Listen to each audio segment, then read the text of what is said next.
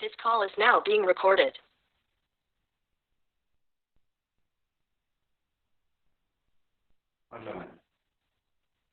මම අන්තිම දවසේ කතා කරා පිළිවෙල පළවෙනි කොටසේ නිෂ්පාදන ආයතනයක කෙටි කාලය ගැන. එතන කතා කරා කෙටි කාලීන නිෂ්පාදන ක්‍රියාවලියට අදාළ සංකල්ප තුනක් තියෙනවා. මුළු පළදාව, සාමාන්‍ය පළදාව, ආන්තික පළදාව. ඒක මම කියමු මුළු පළදාව හැසිරෙන ආකාරයෙන් මුලදී වැඩි වේගයකින්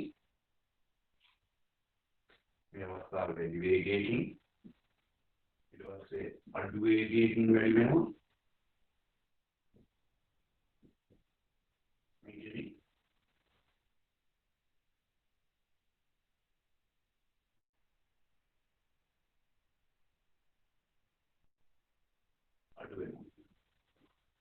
මුළු පළදාව හැසිරෙනවා.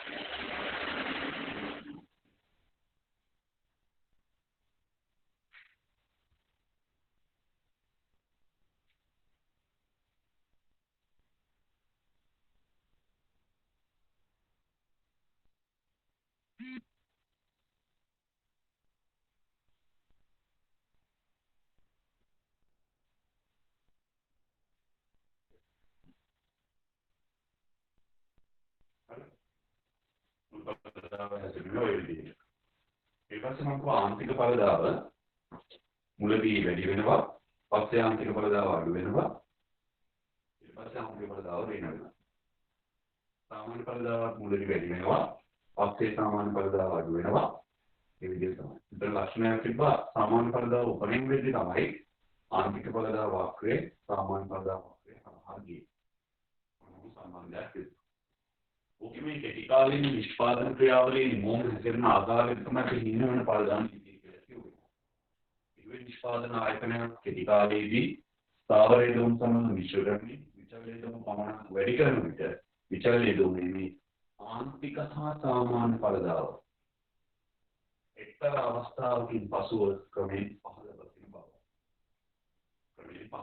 බව. මේක වකින වෙන පළදාන නීතිය. එතකොට අපි කෙටි කාලයේ නිෂ්පාදනය ගැන කතා කරා. අපිට දැන් තියෙනවා කෙටි කාලයේ පිළිවෙල ගැන කතා කරලා.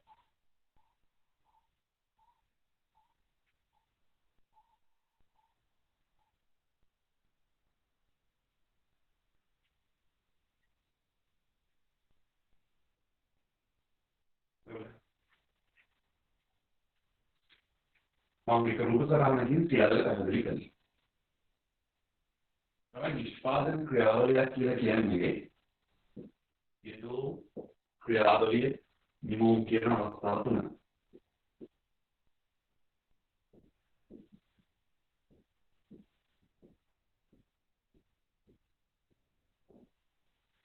මෙන්න මේ නිෂ්පාදන ක්‍රියාවලිය සඳහා යොදාගෙන විවිධ යෙදෝම් තියෙනවා. අමුද්‍රව්‍ය, ශ්‍රමය,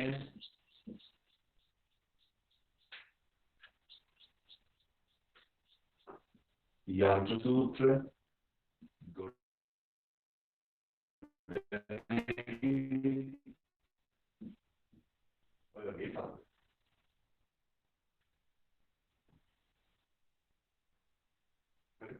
सूत्र කොටමේ වගේ සාධක. මේ නිෂ්පාදන ක්‍රියාවලියට යොදා ගන්නවා මේ කියන සාධක සඳහා දරන්න වන වියදමට අපි කියනවා නිෂ්පාදන පිළිවෙල කියලා.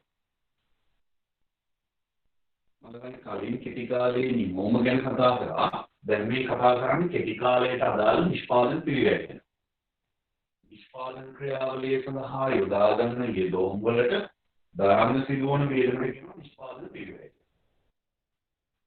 උදාහරණයක් හිතන්න ඔබෙම අමුද්‍රව්‍ය සඳහා කොස්ට් රුපියල් 20000යි. ශ්‍රමය සඳහා දරන්න ඕන වියදම රුපියල් 40000යි. යන්ත්‍ර සඳහා ගෙවන්න ඕන යම් කිසි කුලියක් යන්ත්‍රය සඳහා 15000යි. ගොඩනැගිලි කුලිය විදිහට ගෙවන්න ඕන යම් කිසි වියදමක් ඒ යොදා ගන්නවට රෙන්ට් එක රුපියල් 30000යි. මෙන්න මේ නිෂ්පාදන ක්‍රියාවලිය සඳහා යොදාගත යෙදවුම් සඳහා දරපු වියදම. ඊළඟටමයි මෙතන මේ යෙදවුම් සඳහා දරපු වියදමේදී මේ වේදනයේ සම්පූර්ණ වේදම තමයි කියන්නේ නිෂ්පාදන පිළිවෙල. දැන් අපිට නිෂ්පාදන පිළිවෙලේ රුපියල් 20000 40000 60000යි 75000යි 75000යි 30000යි කියන්නේ 105යි. ඒ කියන්නේ 1,50,000යි. එහෙනම් මුළු නිෂ්පාදන පිරිවැය රුපියල් 1,05,000යි. මේක තමයි නිෂ්පාදන පිරිවැය කියලා කියන්නේ ව්‍යාපාරය. ව්යාපාරයක් විසින් යොදාගෙන යෙදවුම් සඳහා දාන සමස්ත වියදම.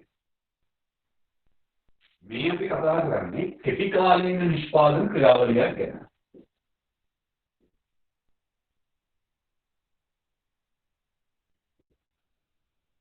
මේ අපි කතා කරන්නේ කෙටි කාලීන නිෂ්පාදන ක්‍රියාවලියක් ගැන. කෙටි කාලීන නිෂ්පාදන ක්‍රියාවලියක් ගැන තමයි මේ කතා කරන්නේ. ඔයාලට මතකයි කෙටි කාලීන නිෂ්පාදන ක්‍රියාවලිය තමයි යෙදවුම් මාර්ග දෙකක් තිබ්බනේ. නිමෝමත් සමග වෙනස් වන යෙදවුම් තිබ්බා. නිමෝමත් සමග වෙනස් නොවන යෙදවුම් තිබ්බා. නිමෝමත් සමග වෙනස් වන යෙදවුම් වලට තමයි අපි කිව්වේ විචල් යෙදවුම් කියලා. ඒ කියන්නේ මේ මම කළු පාට පෑන්ෙන් රවුම් කරන්නේ විචල් යෙදවුම්.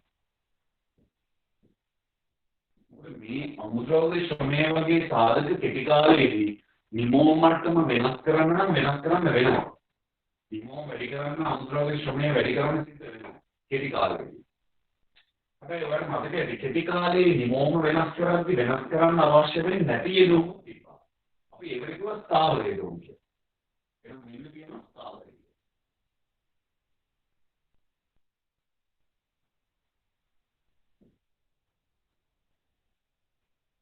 එහෙනම් අපිට මේ නිෂ්පාදන පිළිවෙල ගන්නේ කරද්දී මේ යෙදුම් කොටස් දෙකයින් විචල් යෙදුම් සහ ස්ථාවර යෙදුම් අපිට පුළුවන් මේ විචල් යෙදුම් සඳහා අදරපු ඉඩම් වෙනම හඳුනගන්න. ඒ කියන්නේ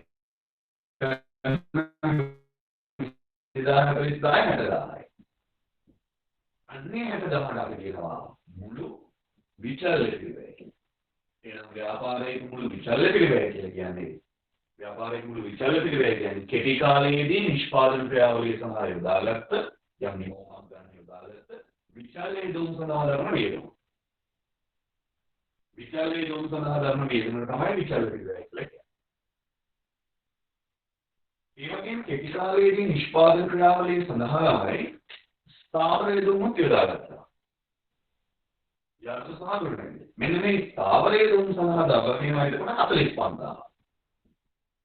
මෙන්න මේ රුපියල් 45000ට කියනවා අපි මුළු ස්ථාවර පිළිවෙල.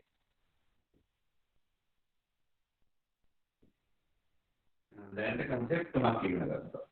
මුළු පිළිවෙල, ඒ කියන්නේ නිෂ්පාදන පිළිවෙල. මුළු පිළිවෙලට ඉංග්‍රීසි වලින් කියනවා තමයි total cost කියලා. ඒක මේ සංකේතවත් කරනවා PC කියලා. ඒත් අපේ උදාහරණ මුළු පිළිවෙලේ රුපියල් 1,50,000යි. ඒක මුළු පිළිවෙල. දෙවෙනි එක මුළු විචල් පිළිවෙල.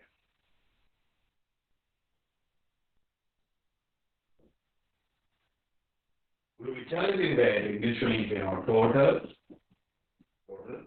variable cost.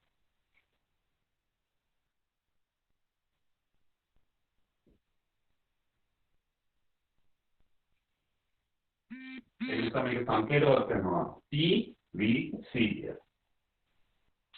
අපේ උදාහරණ මුළු විචල් පිළිවෙල ආවා රුපියල් 60000. ඒ වගේම තුන්වෙනි කන්සෙප්ට් එක මුළු ස්ථාවර පිළිවෙල.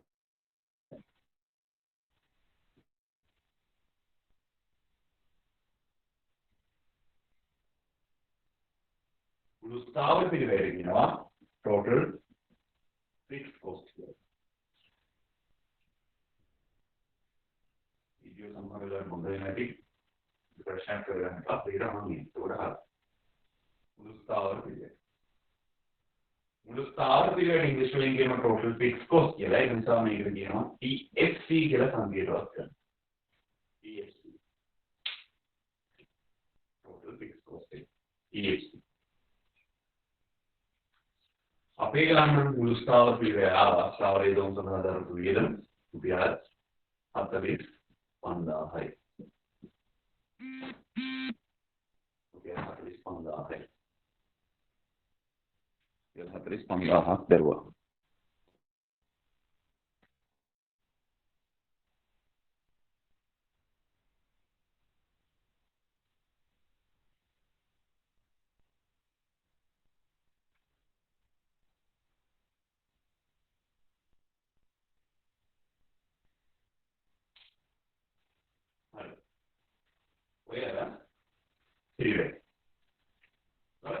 මේ නිෂ්පාදන ක්‍රියාවලියේ මේ කියන පිළිවෙල දක්වලා තියෙන්නේ ඒකට 100ක් හදන්න කියලා. මේ ඒකට 100ක් හදන්න භාවිතා කරපු අමුද්‍රව්‍ය වල පිළිවෙල. ශ්‍රමය. ඒකට 100ක් තමයි මේ යන්ත්‍ර ගොඩනැගිලි වලින් හදලා තියෙන්නේ. ඒක හදපු නිමෝම් ප්‍රමාණය ඒකට 100යි. කොන්ටිටි ඒකට 100යි.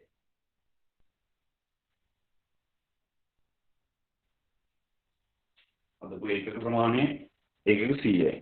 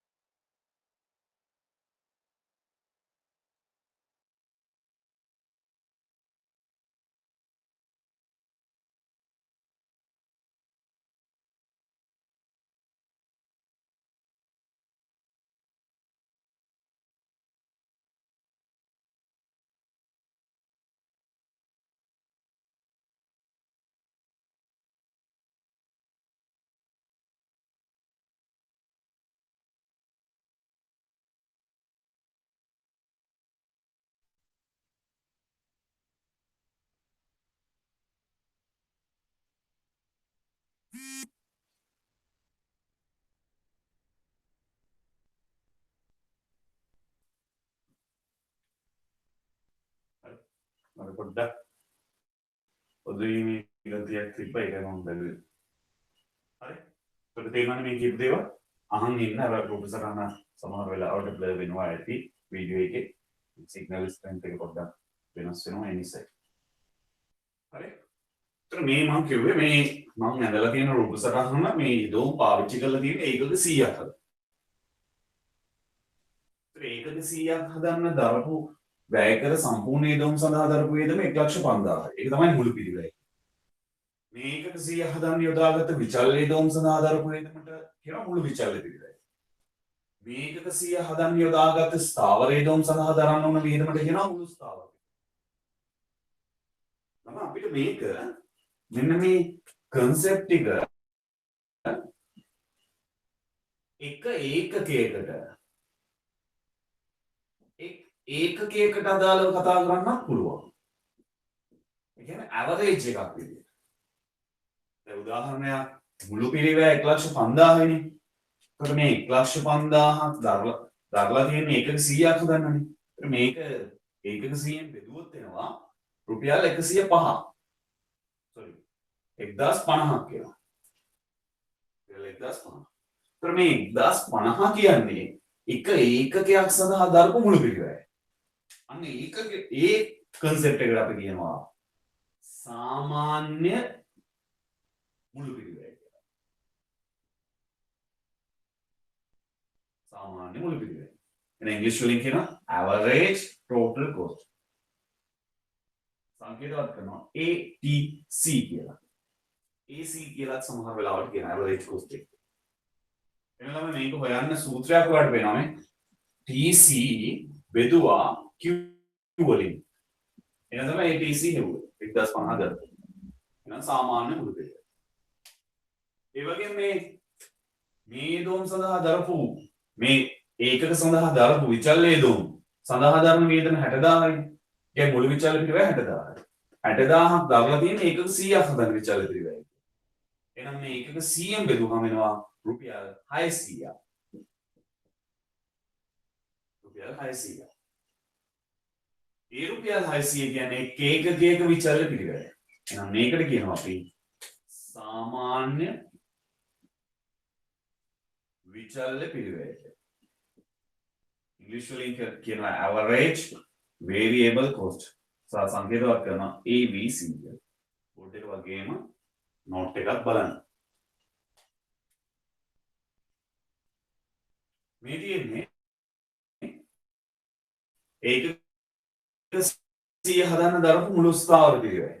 ඉතින් අපිට මේ මුළු ස්ථාවර පිරිවැය ඒකක 100න් බෙදුවොත් වෙනවා එක ඒකකයක ස්ථාවර පිරිවැය. 45000 කියන්නේ 450යි යනවා. ඒ කියන්නේ එක ඒකකයකට දරපු ස්ථාවර පිරිවැය 450යි. අන්න ඒකට කියනවා සාමාන්‍ය ස්ථාවර පිරිවැය කියලා. average fixed cost. සංකේතවත් කරනවා AFC කියලා. එහෙනම් ඒක හොයන්නේ TFC බෙදනවා Q වලින්. අර උඩේ මට කියන්න බැරි වුණා මේකේ වෙයි TVC බෙදනවා Q වලින්. සරල දෙයක්. මේ සම්පූර්ණ ඒකක ප්‍රමාණයක දරපු මුළු පිරිවැය විචල්‍ය පිරිවැය ස්ථාවර පිරිවැයනේ. එක ඒකකයකට අදාළ වෙවුවාම සාමාන්‍ය මුළු පිරිවැය, සාමාන්‍ය විචල්‍ය පිරිවැය, සාමාන්‍ය ස්ථාවර පිරිවැය කියලා තව සංකල්ප තුනක් තියෙනවා. එහෙනම් පිරිවැය දැන් අපි ඉගෙන ගත්තා ඔක්කොම සංකල්ප 6ක්. තේරෙනවද? මේ රූප සටහන බැලුවාම ඔය සියල්ල පැහැදිලි. පුළුවන් ස්ක්‍රීන්ෂොට් එකක් දාලා තියාගන්න. හරිද? මේ රූප සටහන බැලුවාම පැහැදිලි මේ එකක 100ක් හදන්න තොරතුරු මම දීලා තියෙන්නේ. උඩ විචල්‍ය දොම් සඳහා දරපු වියදම තියෙනවා. ස්ථාවරයේ දොම් සඳහා දරපු වියදම තියෙනවා. සම්පූර්ණ වියදම තියෙනවා. එක ඒකකයකට අදාළව හොයන්න පුළුවන්. ඒකට අපි කියන average concept එක. average total cost, average variable cost, average fixed cost. හරි. ඔන්න කෙටි කාලයට අදාළ පිළිවෙල. එක concept එකක් තියෙනවා ඒක මම කියන්නම්.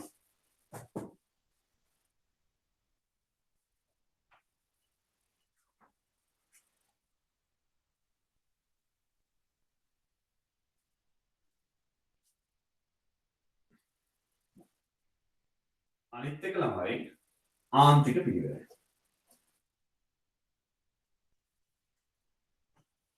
ආන්තික පිරිවැය කියන්නේ මේකයි. දැන් මෙතන මේ 100ක් හදන්න මේ ධර්ම පිරිවැය තියෙන්නේ. හිතන්නකෝ 100 හදන්න මුළු පිරිවැය දරුවා 1,50,000. දැන් මේගොල්ලන්ට ඕනේ තව ඒකකයක් එකක් වැඩි කරගන්න. 101ක්.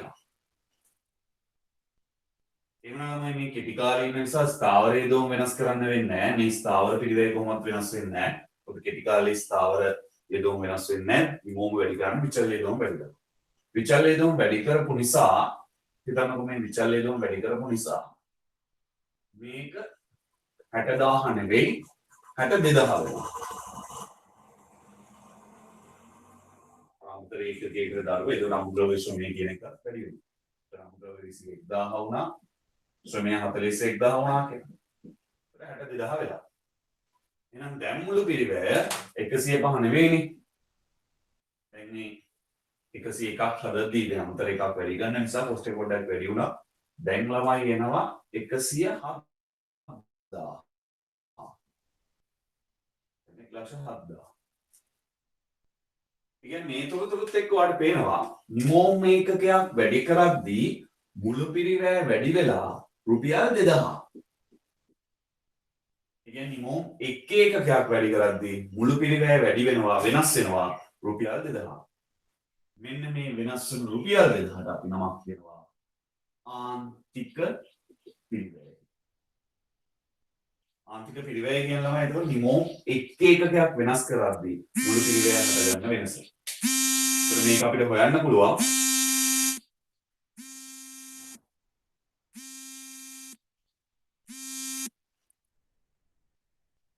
මේක අපිට හොයන්න පුළුවන් 2000 බෙදන්න ඕනේ 100 101 අතර වෙනස එකකින්. ඒක තමයි 2000. මේක තමයි ආන්තික පිරිවැය කියන්නේ. ඉතින් වැඩි වෙලා මෙහෙම වුණා කියලා මෙහෙම තොරතුරක් දෙනවා. 100 105යි 100 105 දක්වා වැඩි කරද්දී මේක 1,20,000 වුණා කියලා. ඉතින් ආන්තික පිරිවැය කියන්නේ එකක් වැඩි කරද්දී වෙනස් වුණ ගානේ. එහෙනම් ඒක හොයද්දී දැන් 2000 එන්නේ නැහැ.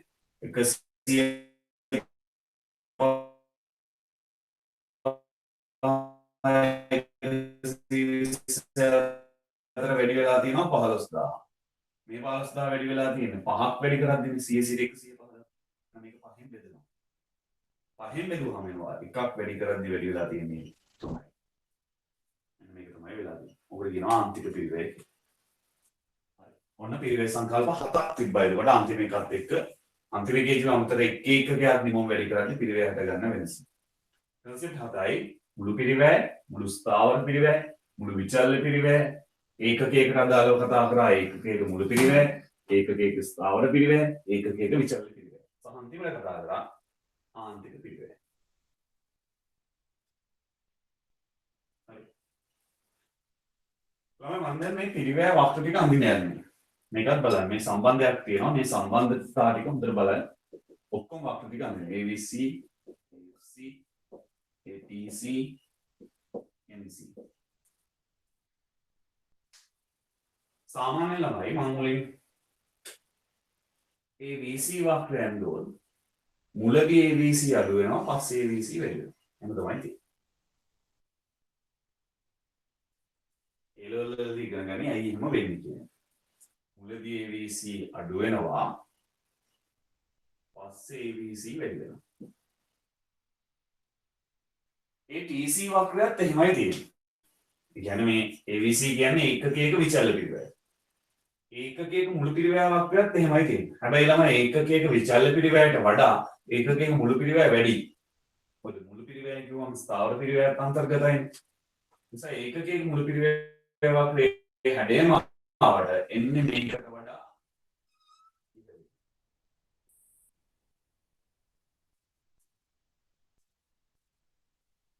එන්නේ මේකට වඩා ඉහළ. හොඳයි. ආන්තික පිරිවැය වක්‍රය U ඔය වගේම මේකට කියනවා U වක්‍ර හැඩයක් කියලා. මුලින් අඩු වෙනවා පස්සේ වැඩි වෙනවා. ඔය වගේම තමයි. මුලින් අඩු වෙනවා ආන්තික පිරිවැය පස්සේ වැඩි වෙනවා. හැබැයි මෙන්න මේ වක්‍ර අතර සම්බන්ධයක් තියෙනවා. මේක මුලින් අඩු වෙලා පස්සේ වැඩි වුණාට මේ වැඩිවීම වෙන්නේ මෙයාගේ අවම ලක්ෂ්‍ය හරහා. අවම ලක්ෂ්‍ය හරහා එන්නේ. ඒ ලෙවල් වලදී මේව ඉගෙන ගන්න ඩබල් AD මට්ටමින් නෑ. දැන්ට මතක තියාගන්න මේ සම්බන්ධය. හරිද? සාමාන්‍ය විචල්්‍ය පිරිවැය වක්‍රය මුලදී අඩු වෙනවා පස්සේ වැඩි වෙනවා වක්‍රය. ඊට උඩින් තමයි සාමාන්‍ය මුළු පිරිවැය වක්‍රය තියෙන්නේ. මුලදී අඩු වෙනවා පස්සේ. ආන්තික පිරිවැය වක්‍රයත් එහෙමයි තියෙන්නේ. හැබැයි ආන්තික පිරිවැය කොටම වඩා පල්ලෙහෙන් එන්නේ මුලදී අඩු වෙනවා පස්සේ වැඩි වෙනවා. අර ආන්තික පිරිවැය වැඩි වෙන්නේ සාමාන්‍ය විචල්්‍ය පිරිවැය අවම ලක්ෂ්‍යයයි සාමාන්‍ය මුළු පිරිවැය වක්‍රයේ අවම ලක්ෂ්‍යයයි අඩුම ගානයි ඡේදනය වෙන ආකාරය. මොනවයි වෙන්නේ? සාමාන්‍ය ස්ථාවර පිරිවැය ළමයි මුළු ස්ථාවර පිරිවැය කෙටි කාලයේදී වෙනස් වෙන්නේ නැහැ නේ. හිතන්නකෝ ආපතන 30000ක් ආවොත් මුළු ස්ථාවර පිරිවැය 100 දී 30000යි 101 දී 30000යි 102 දී 30000යි අනතනම 30000යි. ඉතින් ඒකකයේ ස්ථාවර පිරිවැය වලදී මුලින් 100ෙන් බෙදන්න ඕන ඊට පස්සේ 101ෙන් බෙදන්න ඕන ඊට පස්සේ 102ෙන් බෙදන්න ඕන 103 104 105 ඔහොම යනවා. ඉතින් අර උඩ සංඛ්‍යාව වෙනස් වෙන්නේ නැහැ. පහළ සංඛ්‍යාව නිමෝම් ප්‍රමාණය වැඩි වෙන ඒකකයක ස්ථාවර පිරිවැය අඩු වෙනවා. ඒකකයක ස්ථාවර පිරිවැයක් වෙනවා. මෙන්න තමයි වක්‍ර ටික තියෙන්නේ. හරිද? අඩු වීමක් වෙනවා. මෙන්න මේ සම්බන්ධය විශේෂයෙන් මතක තියාගන්න. හරි. බලමු අපි පයිලට් පේපර් එකේ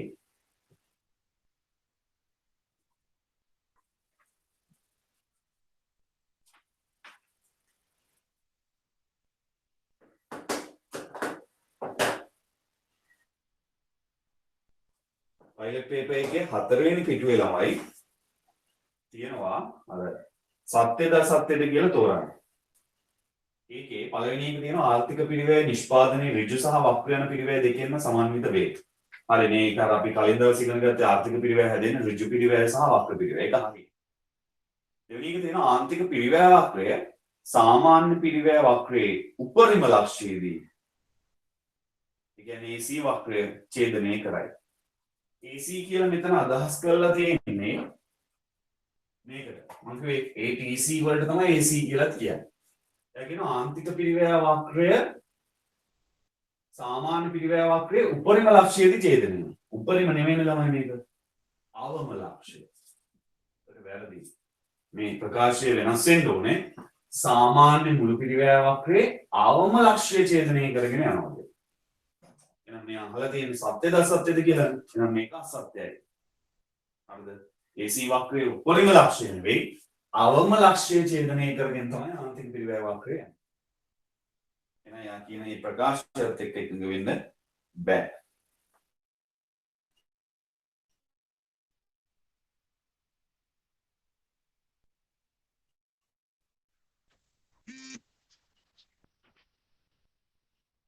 ඊට පස්සේ මේ පිරිවැය මම දැන් කතා කරපු ටිකට අදාළව ප්‍රශ්නයක් තියෙනවා. පිටු අංක 5. තුන්වෙනි ප්‍රශ්නේ ලකුණු 3කට අදාළව. කෙටි කාලයේදී ආයතනයක නිෂ්පාදක ක්‍රියාවලිය හැසිරීම පැහැදිලි කරන්න. ඒ හැසිරීම පැහැදිලි කරන්න කියනම අර හීනවන ඵලදා නීතිය නිර්වචනය කරන්න ඕනේ. හරිද? නිර්වචනය කළා කියන්න ඕනේ මුළු ඵලදාවේ හැසිරීම, ආන්තික ඵලදාවේ හැසිරීම, සාමාන්‍ය ඵලදාවේ හැසිරීම. ආන්තික හා සාමාන්‍ය ඵලදා වක්‍රවල හැසිරීමට තමයි අපි ඇත්තටම හීනවන ඵලදා නීතිය කියලා කියන්නේ.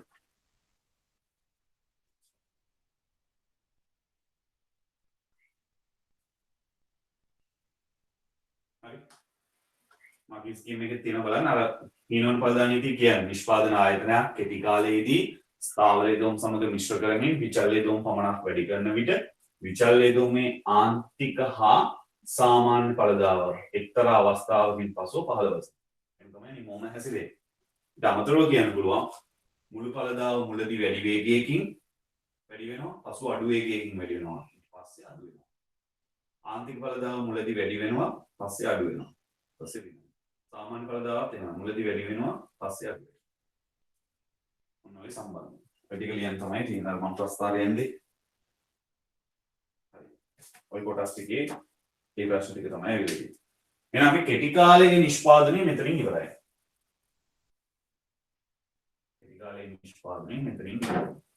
කෙටි කාලයේ නිෂ්පාදනයට අදාළ නිමෝම ගැන කතා කරා. ඒක තමයි හීනවන ඵලදා නීතියෙන් කතා කරේ. කන්සෙප්ට් තුනක් මුළු ඵලදාව, ආන්තික ඵලදාව හා සාමාන්‍ය ඵලදාව කිය. ඊට පස්සේ පිරිවැය ගැන දැන් කතා කරා. මුළු පිරිවැය, මුළු ස්ථාවර පිරිවැය, මුළු විචල්්‍ය පිරිවැය, සාමාන්‍ය මුළු පිරිවැය, සාමාන්‍ය ස්ථාවර පිරිවැය, සාමාන්‍ය විචල්්‍ය පිරිවැය, ආන්තික පිරිවැය. දැන් මම කියනවා දිගු කාලයට. නිෂ්පාදන කාලයේ කොටස් දෙකයිනේ. මට මතක ඇති දිගු කාලේ ස්ථාවර යොදුම් තිබෙන්නේ නැහැ. සියලු යොදුම් විචල්්‍ය යොදුම්. සියලු යොදුම් විචල්්‍ය යොදුම්. මම අර හීනවන ඵලදා නීතිය ක්‍රියාත්මක වුණේ කෙටි කාලයේනේ. ස්ථාවර යොදුම් සමග විචල්්‍ය යොදුම් මිශ්‍ර කරමින් නිෂ්පාදනය කරද්දී විචල්්‍ය යොදුමේ ආන්තික හා සාමාන්‍ය ඵලදාව එක්තරා අවස්ථාවකින් පසුව පහළ ගියානේ. ඉතින් මේකේ නිමෝම හැසිරෙන ආකාරයක් තියෙනවා. ඒ කියන්නේ සියලුම යොදුම් විචල්්‍ය යොදුම් වුණාම නිමෝම හැසිරෙන ආකාරයක් තියෙනවා.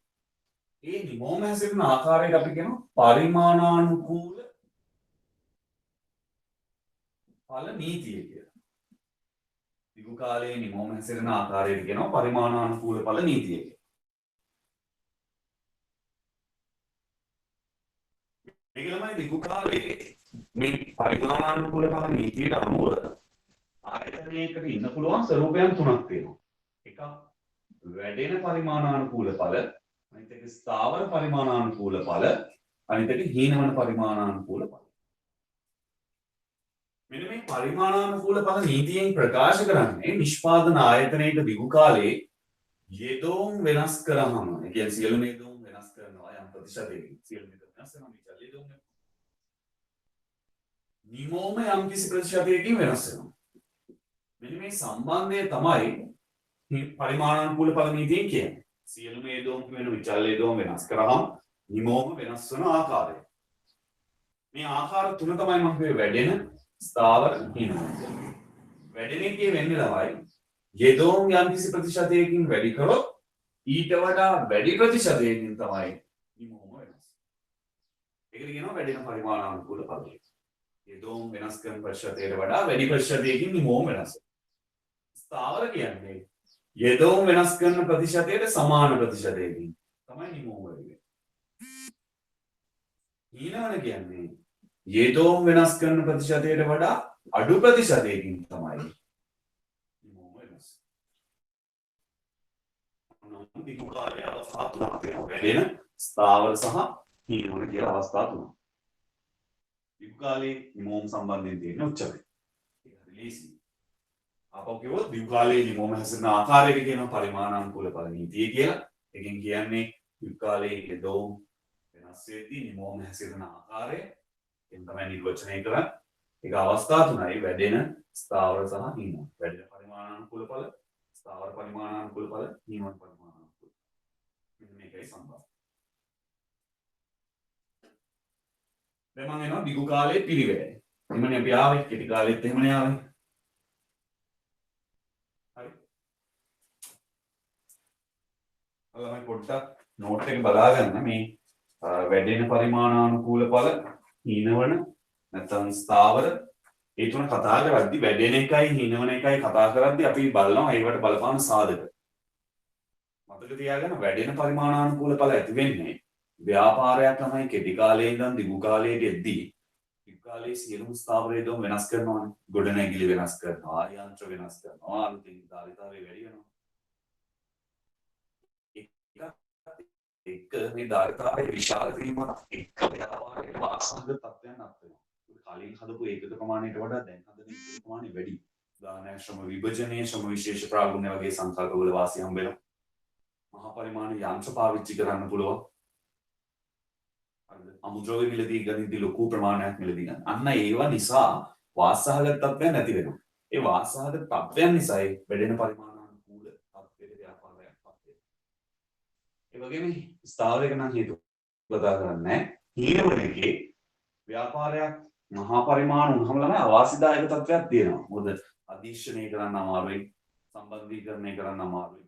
අන්න ඒව තමයි හීනවන පරිමාණානුකූල පද වලට බලපාන්නේ. මොකද පොඩ්ඩක් බලන්න. හරි?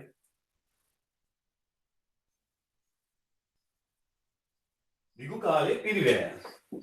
දැන් කෙටි කාලේ නම් ළමයි පිරිවැය සංකල්ප 7ක් තිබ්බනේ. මේකේ එහෙම නැහැ. මේකේ සිලබස් එකේ තියෙන්නේ දිගු කාලීන සාමාන්‍ය මුළු පිරිවැය කියන සංකල්පය විතරයි. ඒ කියන්නේ මේකට කියනවා අපි long run average cost LRAC කියලා. හරිද? ඒක හැසිරෙන්නේ මෙහෙම ළමයි. මේ පැත්තේ Q දානවා, මේ පැත්තේ LRAC දානවා. මුලින් දිගු කාලයේදී උක අඩු වෙනවා. ඊට පස්සේ ස්ථාවරව තියෙනවා. ඊට පස්සේ වැඩි වෙනවා. මෙන්න මේක තමයි හැසිරෙන්නේ.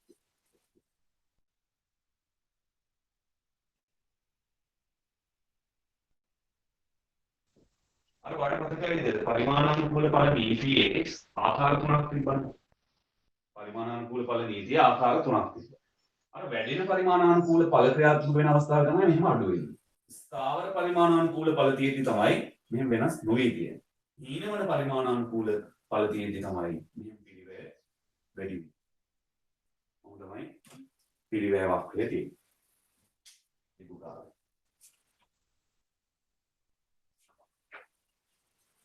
හරි.